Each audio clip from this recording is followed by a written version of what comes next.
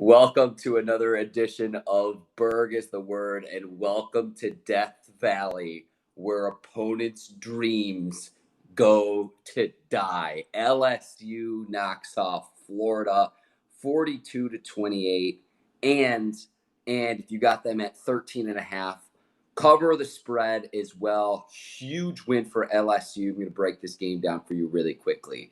I would imagine that this game propels LSU quarterback Joe Burrow into Heisman contention if he's not already the favorite.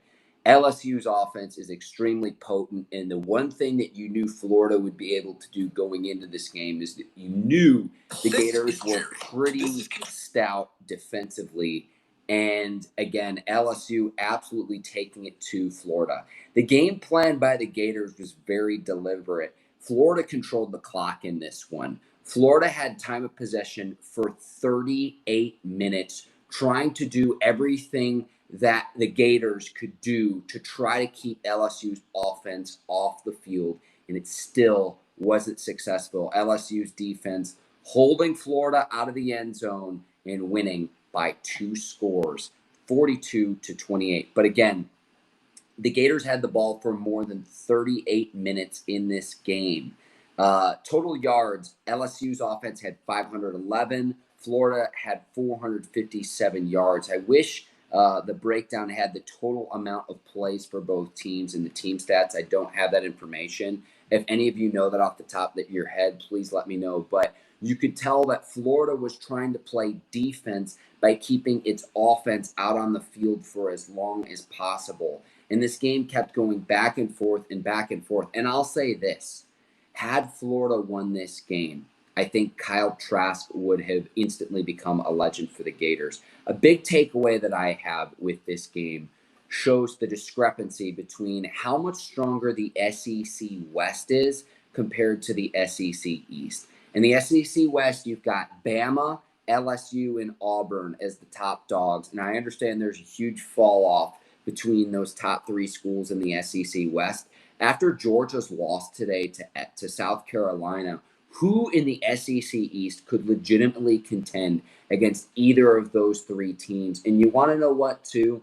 I thought going into tonight's game, LSU Florida, that the 14-point spread, I saw some lines headed at 13.5 was awfully high. And we see now why the odds makers did what they did in this game. And again, LSU covering tonight if you got that 13.5 point spread, a 42-28 win over the Gators. But Burrows was terrific. Burrows was 21 of 24 passing, 293 yards and 3 touchdowns through the air. So he had just as many touchdown passes in this game as he had incompletions. That's absolutely incredible. Trask, 23 of 39, 310 yards, 3 touchdowns, and an interception. If you're watching this, I would love to know what your takeaways of the game are. So feel free to chime in, and I would love to bring your commentary into this discussion as well. But again, I thought time of possession was very, very interesting in terms of what Florida's game plan was. But to me, it just goes to show how legitimate this LSU offense is. And again, after Florida's loss tonight, the team at the top of the SEC East is the Missouri Tigers. And Missouri lost in week 1 to Wyoming, of all teams. So again, I think this is going to be yet another season where we see whoever wins the SEC West winds up winning the conference. And that's why it was a big deal. I believe it was in 2018 when Georgia finally won the SEC. That marked the first time since the Tim Tebow era at Florida that an East team had won the SEC. And again, I think tonight's game just goes to show you how much stronger the West is compared to the East. Again, the couple takeaways I have are this. Of Bama, LSU, and Auburn, which SEC East team could beat one of those 3 teams? Maybe Georgia, if Georgia's able to win out the rest of its schedule. But those 3 teams are the cream of the crop in the SEC right now. specifically LSU and Bama, because they're both still undefeated, whereas Auburn has a loss. So that's first thing. Again, second, Joe Burrow is so again, the discrepancy between the West and the East. Joe Burrow has to be considered one of the favorites for the Heisman Trophy. Impressive performance tonight. Again, 21 of 24 for 3 touchdown passes. Had just as many touchdown passes as he had incompletions in tonight's game. He played extremely well. Florida with a win against Florida now, number 7. And then he also beat Texas, too. Texas was number 9 at the time. So he has 2 top 10 wins now. LSU will have Mississippi State, then Auburn, then Alabama. So still quite the climb for LSU. Now Florida's got let me take a look here. Florida's got South Carolina. South Carolina just beat Georgia today, and then they take on Georgia down in Jacksonville. They always play the Florida-Georgia game at a neutral site in Jacksonville. I believe it's Everbank Stadium where the Jacksonville Jaguars play. So still a lot of season left, and we'll see with Georgia's loss today, with Florida's loss today, how the SEC East recoups. But the only team that's undefeated in the SEC East in conference play is Missouri, of all schools. Absolutely incredible. Absolutely incredible. And who would have thought after today?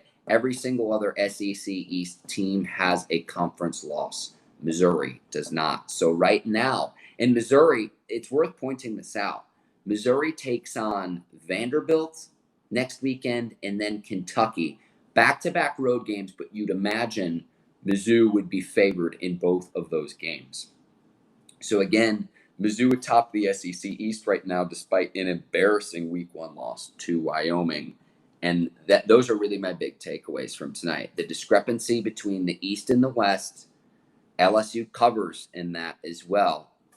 Joe Burrow, you have to consider him as a Heisman favorite. And then again, because Georgia lost today too to South Carolina, Florida loses in primetime tonight against LSU, and Mizzou right now sits atop the SEC East. Who would have thought all those weeks ago?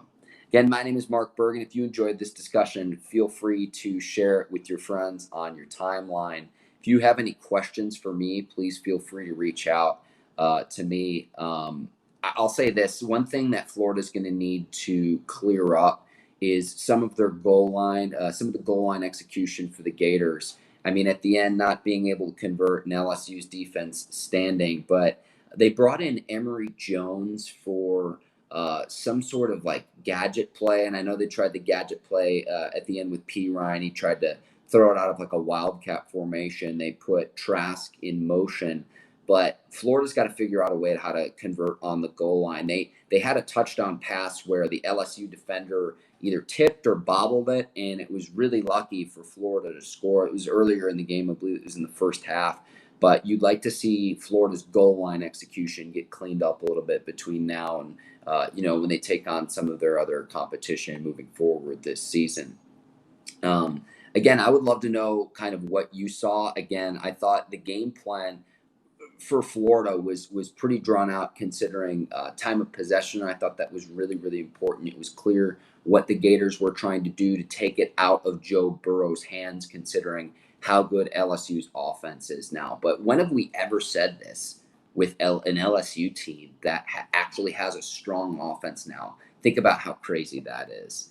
But again, if you got LSU on 13.5, congrats, you won tonight. I'm sure you were sweating it out at the end.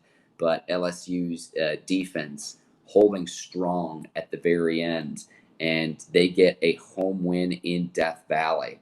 And absolutely incredible. Stop on 4th and goal, and they turn it over, and LSU goes home a winner. I'm going to go ahead and sign off here again. My name is Mark Bergin. Hope all of you enjoyed this discussion. Hope all of you have a great rest of your Saturdays, and take care. Have a great weekend, everyone. I'll see you next time. So long, everyone.